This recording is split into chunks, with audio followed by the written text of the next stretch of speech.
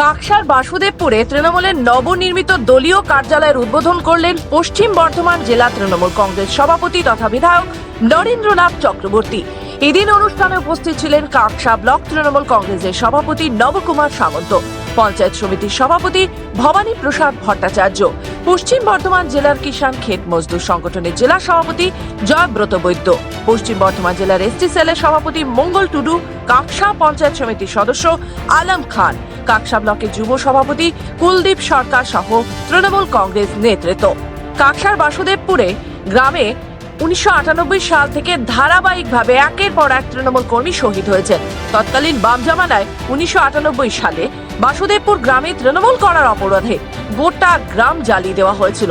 রেহাই পায়নি গবাদি পশুরাও। তৃণমূল কংগ্রেসের উত্থানে এই বাসুদেবপুরে শহীদদের ভূমিকা রয়েছে যথেষ্ট। মঙ্গলবার বাসুদেবপুর গ্রামে তৃণমূল কংগ্রেসের নবনির্মিত কার্যালয়টির উদ্বোধন করা হয়। এই নবনির্মিত কার্যালয়টির নামকরণ করা হয়েছে শহীদ সুকুমার ঘোষ স্মৃতি ভবন। এদিন জেলা সভাপতি দলীয় পতাকা উত্তোলন করে। কেক কাটার পর নবনির্মিত ভবনটি ফিতে কেটে দ্বার উদ্ঘাটন করা হয়।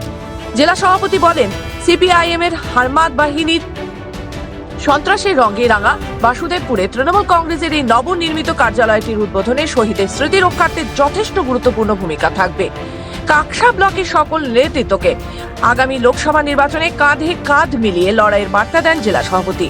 এছাড়াও তিনি বলেন, বিজেপির বর্বরতা, সাম্প্রদায়িকতার বিষ বাষ্প থেকে সাধারণ মানুষকে রক্ষা করতে আগামী লোকসভা নির্বাচনে বিপুল ভোটে এই কাকসা ব্লক থেকে তৃণমূল কংগ্রেস প্রার্থীকে বিপুল ভোটে জয়লাভ করতে হবে এবং কর্মীদের ব্যক্তিগত ইগো ছেড়ে একত্রে চলার বার্তা দেন তিনি।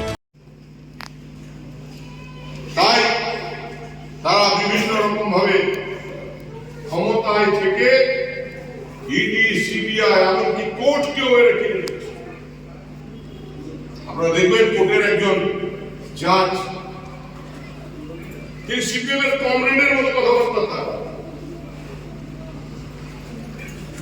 জাজ বলছেন মমতা বন্দ্যোপাধ্যায়কে দেখে নেবো, অভিষেক ব্যানার্জিকে দেখে নেবো। আমরা জানি তার রাজনৈতিক,